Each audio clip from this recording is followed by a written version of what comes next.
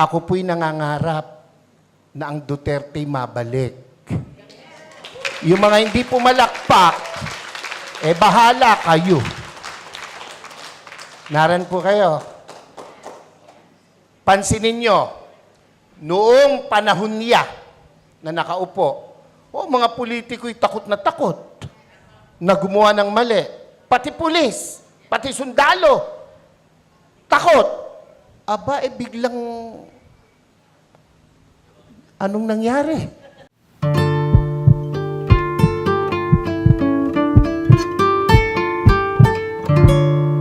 Pag naka-red, tigil. Kahit walang lumalakad na sasakyan, walang tumatawid. Ilalayo pa natin sa Subic ang Pilipino pag nasa Subic, ang babait, law-abiding citizen. Ang tanong, bakit? Alam nila kasi, hindi sila paglalaruan, hindi sila bibiruin ng gobyerno sa Hong Kong. Naran po ba kayo? Ang totoo niyan, yung katabi mo, matino yan. Pakisabi mo sa katabi mo, matino yan. Pag matino ang nagpapasunod. Amen po ba? Amen po ba? Nako, kung mayroong napakabait, Pilipino na. Basta matino ang nagpapatupad. Iyan po ang nagustuhan ko sa Duterte administration. Kahit ako po ay isang obispo, pare, alam niyo naman si Pangulo, pag binanggit ang pare, dumudura. Hindi naman ako kasali doon. Ang katwiran ko, hindi naman lahat. Hindi ako kasali doon. Binabanggit ng Pangulo, pera si Bishop Perez. Naran po ba kayo? Ba't ako masasali, kapogi kong ito? Na, biro lang po, pero yun po ang totoo. Noong ako po'y nag-aaral, paborito ko pong guro, may katapangan. Abay, nakikinig lahat ng kaklase ko.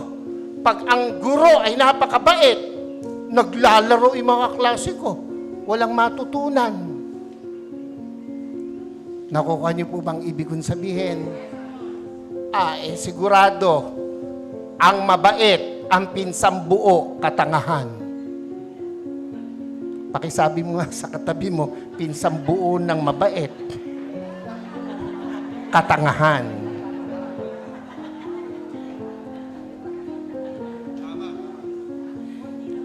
Ako po ay isang professor din by profession.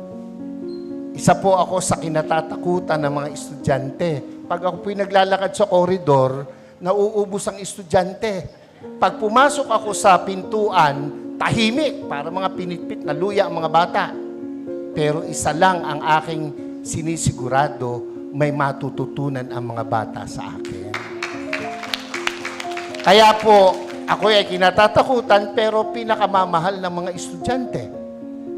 Naran po kayo. Naran po kayo.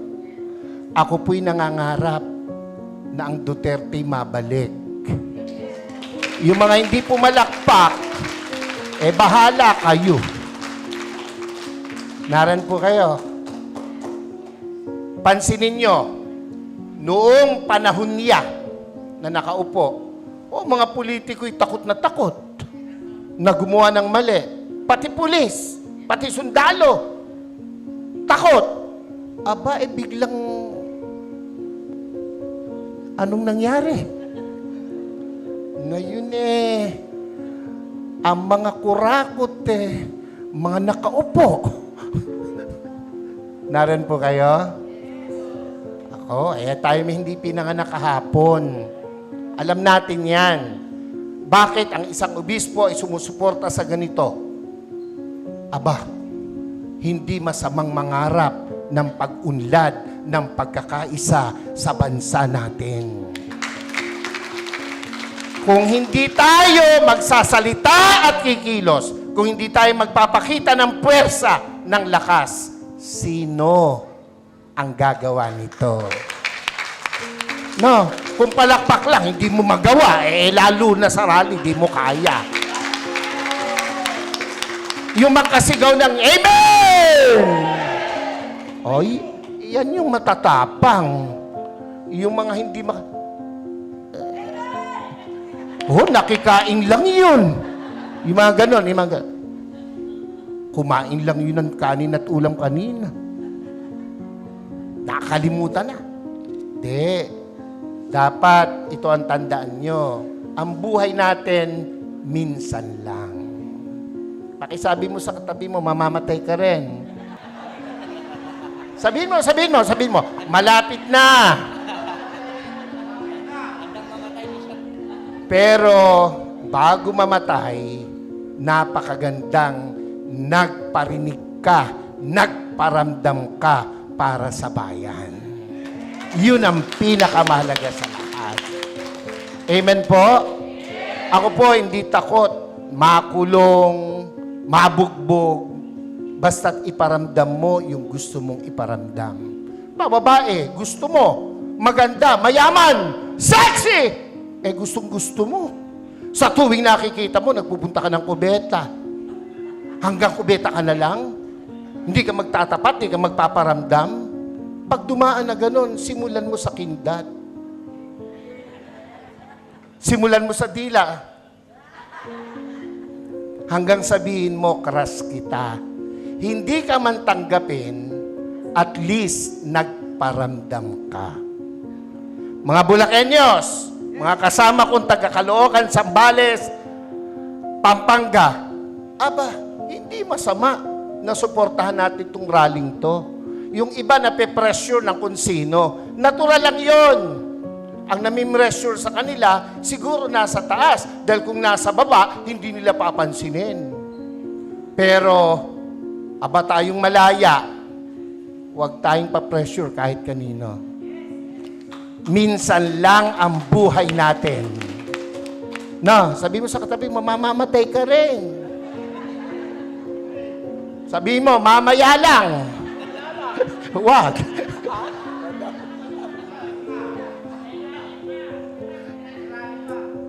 Dapat iparinig natin, iparamdam natin ang ating saloobin. We are not against the government. Never! And never will. Lalo po ako. Nakapula nga ako eh. Naran ba kayo?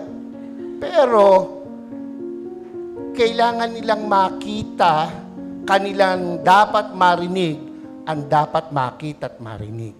Gera? Handa ba ang Pilipinas sa gera? Ha?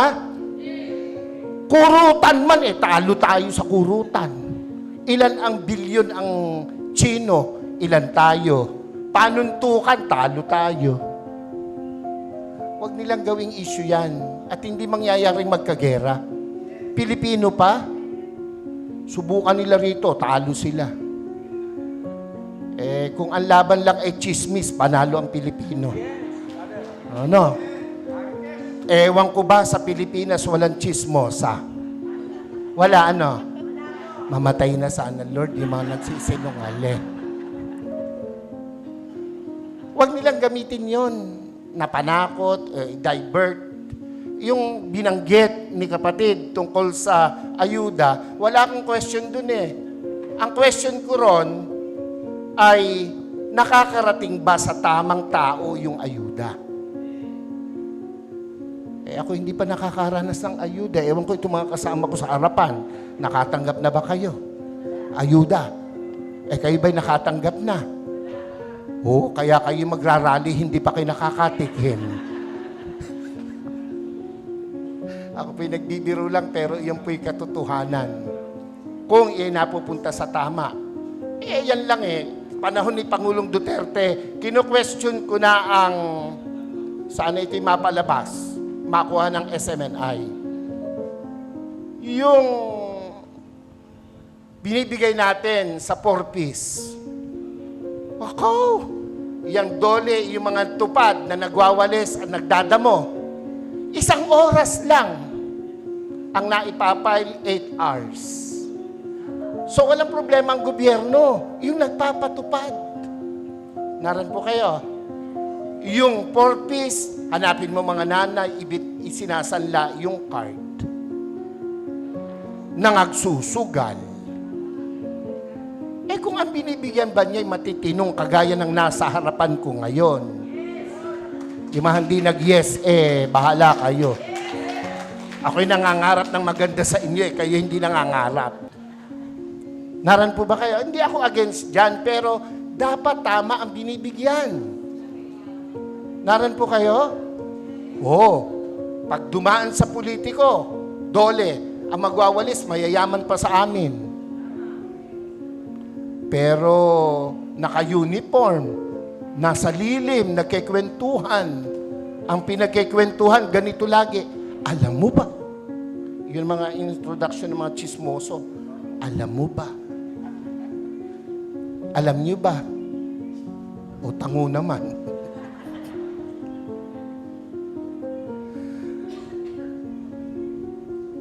Ang akin po na tinatayuan dito sa Mayuso, ito yung panahon, lalo na mga taga Luzon, first rally na gaganapin dito sa Luzon. Ito po sa 28. Hindi tayo papayag na hindi natin iparinig, iparamdam, ipakita ang dapat nating ipakita sa bayang Pilipinas na ating minamahal.